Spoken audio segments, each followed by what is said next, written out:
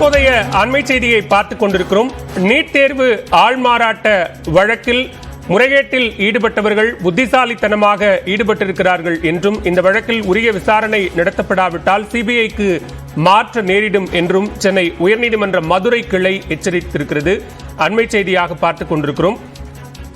5 ஆண்டுகளாக வழக்கில் எந்தவித முன்னேற்றமும் இல்லை என்றும் நீதிபதிகள் கருத்து தெரிவித்திருக்கிறார்கள். 2019ஆம் ஆண்டு நடைபெற்ற நீட் தேர்வில் ஆள் மாறாட்டம் நடைபெற்ற வழக்கை சிபிஐக்கு மாற்ற நேரிடும் என்றும் உயர்நீதிமன்ற மதுரை கிளை நீதிபதிகள் எச்சரிக்கை விடுத்திருக்கிறார்கள். அண்மை செய்தியாக பார்க்கிறோம்.